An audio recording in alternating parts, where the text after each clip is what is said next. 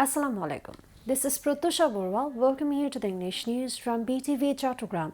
Let's begin with the top stories. Solar panels to be installed in important government buildings in phases to address energy crisis and increased renewable energy use, says Prime Minister Tariq Rahman.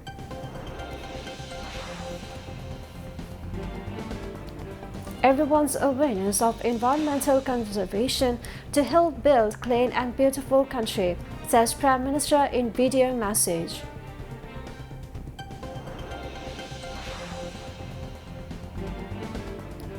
Law enforcement agencies to take action through impartial investigation into recent events, says LGRD Minister.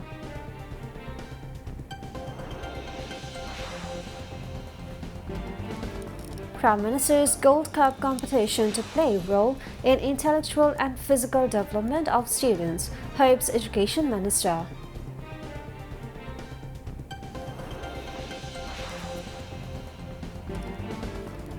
State Minister for Land calls upon wealthy persons to stand by flood-affected people.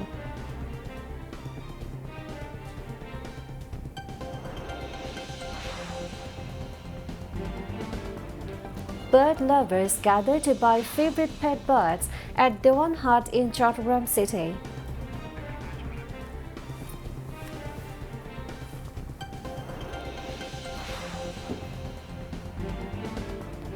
Talks between United States and Iran to begin on Monday, claims President Trump denied by Iran.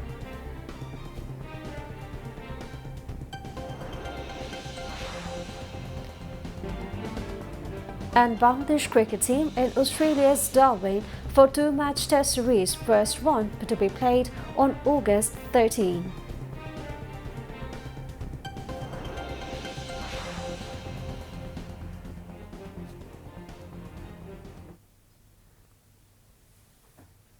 Viewers, those were the top stories. Now moving on to the details. Prime Minister Tariq Rahman ordered the installation of solar panels in important government buildings in the country in phases to address the energy crisis and increase the use of renewable energy. At the same time, he also ordered the formulation of an effective economic model to make solar power affordable, accessible and profitable for the common people.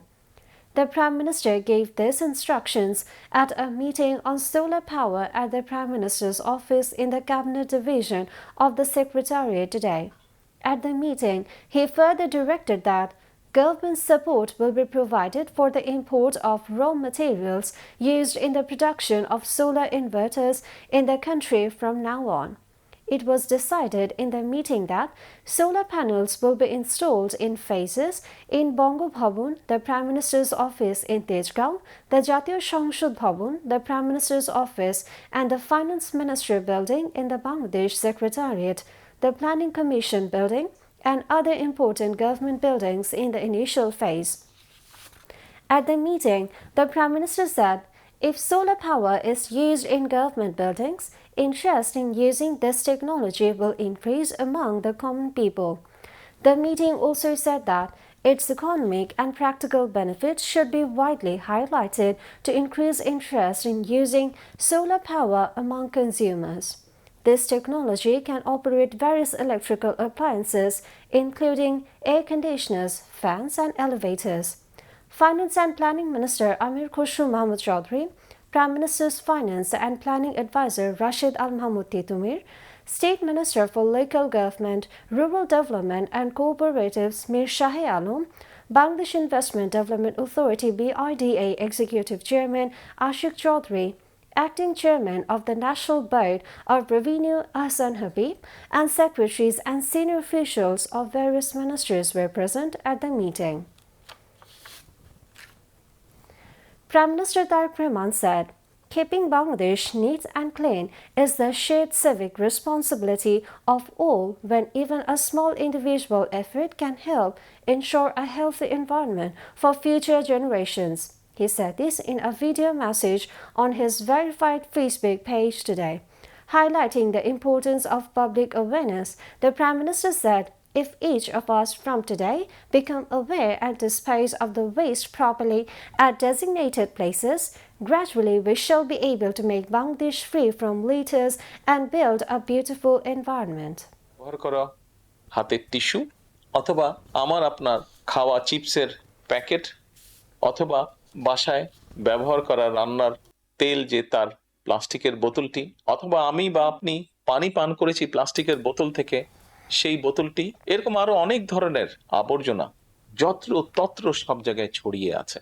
আমরা যদি সকলে মিলে একটু সচেতন হই, আমরা যদি নিজেরা সচেতন হই, যত্রতত্র যদি আমাদের ব্যবহারকৃত আবর্জনাগুলো যদি যত্রতত্র আমরা না ফেলে দিই, আমরা যদি একটি নির্দিষ্ট জায়গায় এই আবর্জনাকে জমা করি এবং নির্দিষ্ট উপায়ে যদি এটাকে পরে ধ্বংস করি, তাহলে যেমন আমাদের পরিবেশটি ভালো থাকবে, ঠিক একইভাবে আমরা আমাদের পরিবেশটাকে সুন্দরভাবে রাখতে পারবো। কাজে আসুন না, আমরা যদি আজকে থেকে প্রত্যেকে সচেতন হই, আমাদের হাতের আবর্জনা বা ব্যবহারকৃত আবর্জনা যদি নির্দিষ্ট জায়গায় সুন্দরভাবে আমরা গুছিয়ে ফেলি, তাহলে ধীরে ধীরে হয়তো আমরা আমাদের এই বাংলাদেশটাকে আবর্জনা মুক্ত করতে পারবো, সুন্দর একটি পরিবেশ গড়ে তুলতে পারবো। দেশটা তো আমাদের সকলের, আমরা সকলে মিলে যদি চেষ্টা করি, সকলে মিলে যদি একটু একটু করে করি, তাহলে আমরা বড় কিছু করতে সক্ষম হব। প্রিয় দেশবাসী, আপনাদের কাছে আজকে এই সহযোগিতাটা আমি চাইছি। আমরা সকলে মিলে আসুন, চেষ্টা করি আমাদের দেশটিকে পরিষ্কার সুন্দর রাখতে। আমরা সকলে মিলে চেষ্টা করি আমাদের পরিবেশটিকে সুন্দর পরিষ্কার রাখতে, যা নিশ্চিত করবে আমাদের আগামী দিনের বংশধরদের জন্য একটি সুস্থ দেশ, সুস্থ পরিবেশ। BNP Secretary General and LGRD Minister Mirza Fakhrul Islam Alamgir said, law enforcement agencies will conduct an impartial investigation into the recent incidents of violence reported in several places and take appropriate legal action. He made the remarks while addressing a discussion meeting at the National Press Club in the capital today. The discussion meeting was organized by the Bangladesh Federal Union of Journalists BFUJ and the Dhaka Union of Journalists DUJ to mark the second anniversary of the July mass uprising. Mirza Fakhrul Islam Alamgir said that a false narrative is being spread claiming that the BNP is not implementing the July Charter. He also alleged that the leader of the opposition is echoing the rhetoric of fugitive former Prime Minister Sheikh Hasina.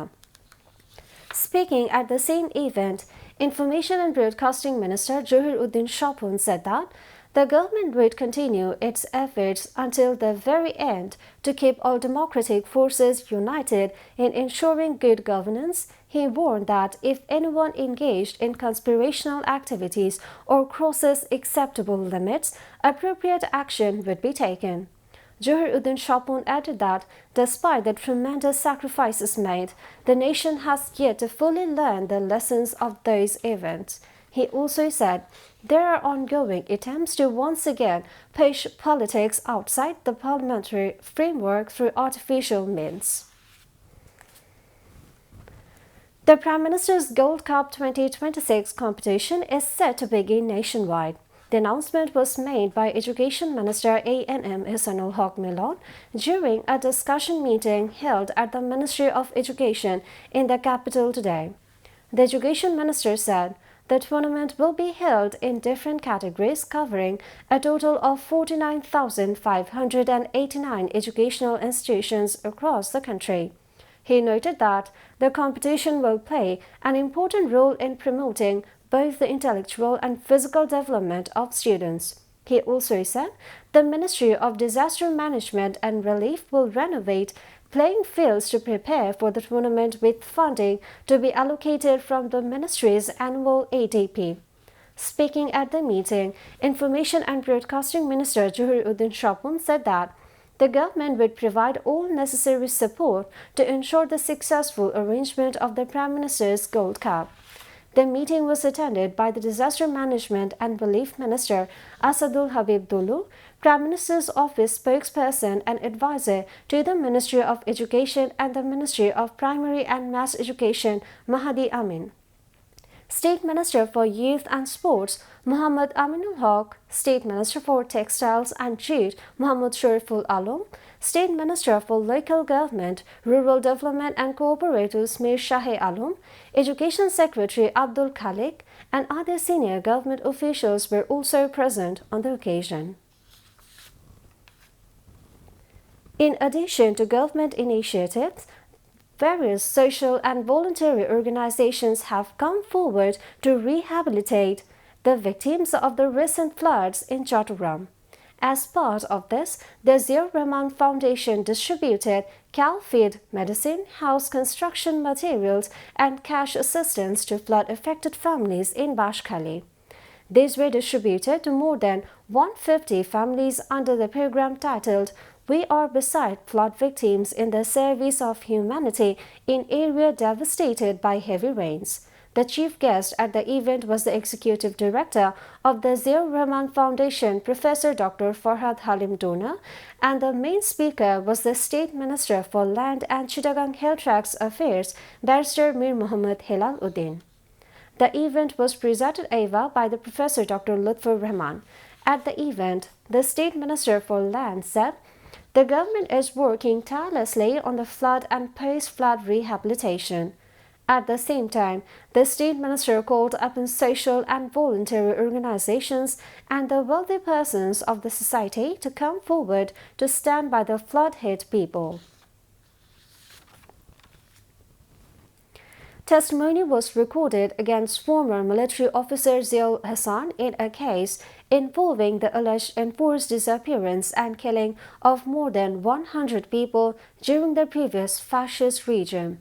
The proceedings began today at International Crimes Tribunal 1.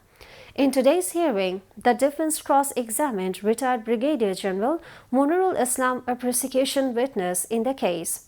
The same tribunal scheduled the next hearing for October 4 in the case against 4 accused, including former Member of Parliament Qazi Munirul Islam Monu, of the killing of 17 people in Jatrabari on July 18 and 20 during the July mass uprising. Later, the tribunal is also scheduled to hear the testimony in a crime against humanity case concerning allegations of enforced disappearances and torture at the Task Force for Interrogation (TFI) cell operated by the RAB during the Awami League government's tenure.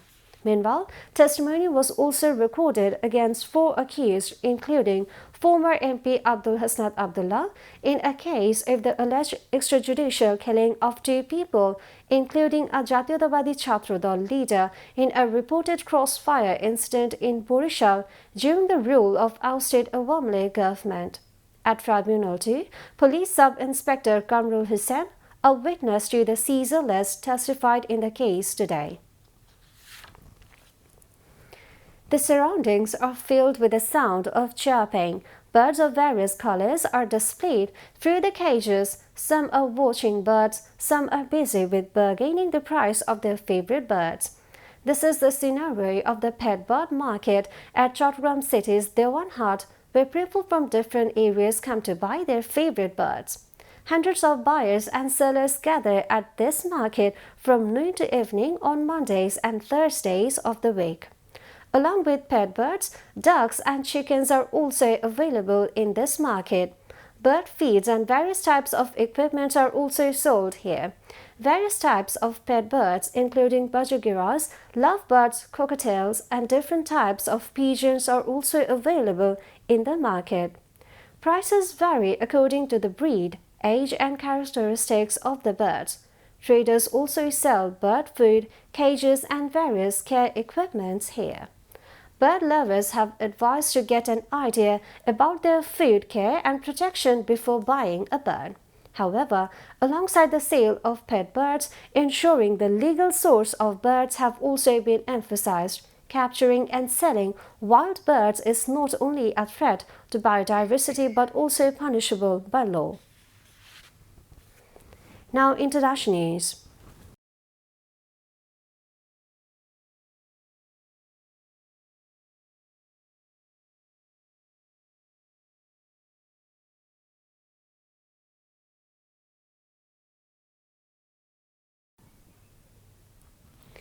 US President Donald Trump said talks between the United States and Iran aimed at reaching an agreement to end the war will begin on Monday afternoon. Speaking to reporters aboard Air Force One, President Trump said that an understanding had been reached with Iran regarding the Strait of Hormuz and that an agreement would also be achieved on Iran's nuclear disarmament. He said that he no longer wanted to see death and that many people had already lost their lives. Iran has denied Donald Trump's claim on beginning of new talks on Monday. Today, Iran's foreign ministry denied that they were negotiating with the US or that there were any plan to do so. Meanwhile, Iranian President Masoud Pezeshkian called on the United States to remain committed to the Memorandum of Understanding signed in June. He said that the interim agreement would become the central pillar of Tehran's future foreign relations. In a post on social media, the Iranian president wrote that Iran must make every effort to ensure that the opposing side remains committed to the signed agreement. He added that the Memorandum of Understanding would further strengthen the security of the country, the region, and Iran's allies. Meanwhile, as prospects for a ceasefire and a favorable environment for negotiations have emerged, international oil prices have continued to decline. According to various international media reports, Brent crude futures fell to $83.85 per barrel, while U.S. West Texas Intermediate crude dropped to $80.66 per barrel. At least 35 civilians have been killed in a drone strike carried out by government forces on the village of Gara al-Jawala in West Darfur of Sudan. The devastating attack occurred while judicial proceedings were underway at a local traditional court. The human rights organization's emergency lawyer sources said the tragic incident took place at around 1 p.m. local time. Witnesses said that local leaders were holding a judicial meeting under a tree in the village when a missile launched from a drone struck the area. The intensity of the attack also damaged the court building, which had served as an important center for resolving local disputes. According to information provided by the United Nations, more than 1,000 people have been killed in similar drone attacks in Sudan during the first 5 months of this year alone. At least 14 people were also killed and 20 injured in a suicide attack at Kabul police station in Swat of Pakistan. The Deputy Inspector General of Police in Swat said this. The district police officer of Swat said, when a man was entering the police station, officers stopped him for a search. The man then detonated explosives strapped to his body. He added that the police are on high alert. Security forces have cordoned off the area and an investigation is underway to collect further evidence. Now international news. Now sports news.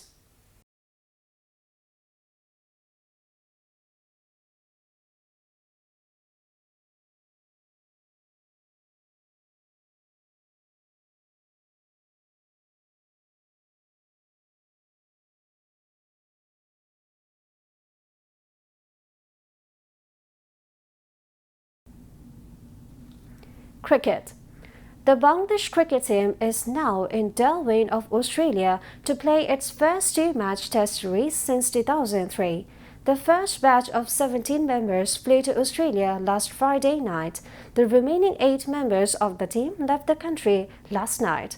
Bangladesh will play a 3-day warm-up match against the Australian selection 11 on Thursday. The first test of the Bangladesh-Australia series will begin in Darwin on August 13.